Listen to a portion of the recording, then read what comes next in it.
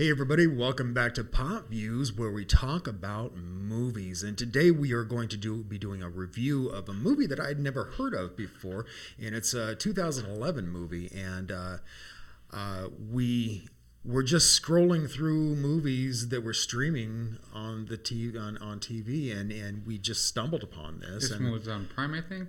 I think Prime, yeah. But anyway, the name of the movie is called Enter Nowhere, and it stars Katherine Waterston, who is Sam Waterston's daughter. I found out. Okay. It's funny. All three of the stars in this are connected to somebody. For instance, Scott Eastwood is Clint Eastwood's son. Okay. And then Sara Paxton is somehow, I don't know how, but somehow related to Bill Paxton. So I thought that was kind of interesting. And I found out something else about Sara Paxton, and her first film was at the age of 8, and she was a child at the school in Liar Liar. Oh, okay. Yeah, so yeah, I thought that was kind of interesting. But anyway, what this movie's about, basically, it's these three strangers arrive one by one to this cabin out in the middle of of nowhere in the woods, and once they're there, they start realizing why they're there. They all just show up from different directions, and it was kind of a low budget film, I think. Yeah. It was all shot just in the cabin and outside, and so it had kind of a claustrophobic feel to it. And I have to say that with the low budget in mind, it's like that old saying, it's not how big it is, it's what you do with it. You know totally. What I mean? And I think a lot of Hollywood producers should stand up and take notice to this film. Because just because it was low budget doesn't mean it was a bad movie. Yeah, it was very Twilight Zone-ish, kind of a cross between that and I think Lost, that old TV series Lost. But yeah, it was personally, I thought it was a great movie. It was very well directed. The acting was good. I wouldn't say it was exemplary, but it had its moments. Yeah. What did you think about this? I thought the movie was very well done.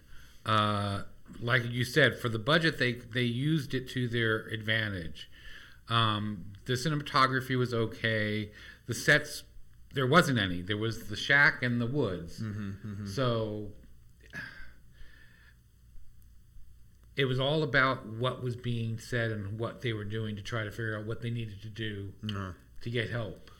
Yeah, and the thing is I didn't know what to expect when I went into this. The synopsis of the movie, when we read it, I thought it was going to be a horror movie. I thought it was going to be, just this big blood fest, kind of like Evil Dead. They're out in the middle of nowhere in a cabin, and somebody's going to come along and chop them up.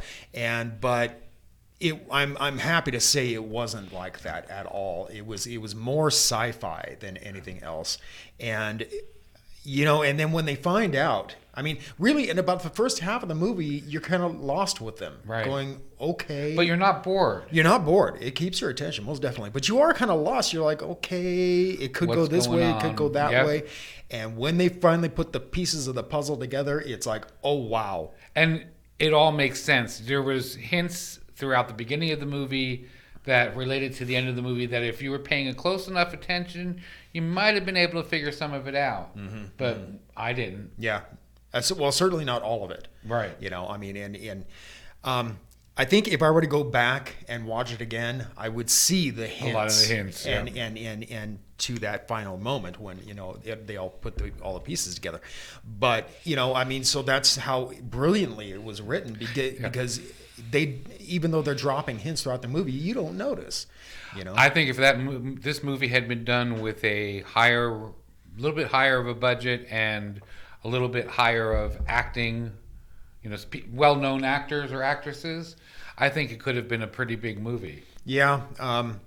I think, though, acting aside, like I said, it was brilliantly written, and I thought, kudos. I mean, these writers should have won an award for this, I think you hit it on the head, though. I think it was because it had a kind of a low budget that didn't do well. Now, that's not to say that all low budget films don't do well. Right. You know, so who knows what happened? It could have been just bad marketing or something like that. But I think had more people been able to see this movie, I think they would have liked it. I think if I recall, IMDb gave it a 6.6. Really? Wow. So that's not bad for them. Yeah, it's pretty rare when they rate something lower than I would, because I'm going to give this a solid 8. A solid 8. Yeah, huh? I really liked it. Yeah. I'll give it a 7.5. I won't go up to 8. Yeah. I'll give it a 7.5 because I enjoyed it. It kept your attention and kept you wondering what's going on. Even after they start throwing some things at you and you start figuring out what's going on, you still don't know what's going on. Right. Until the end. So I enjoy that in a movie. If a movie can get one by me and I'm not really sure what's going on the whole movie, and it's well done and it gives me a good explanation at the end, I'm all for it. And this one did. It met all the criteria. Yeah. I thought it was great. But anyway, so what are we doing next time? We don't know. I think we got to do something on Movie Talk and forego the reviews for a week. Sounds good. But anyway, so until next time, folks, thanks a lot for watching. I almost out of the picture.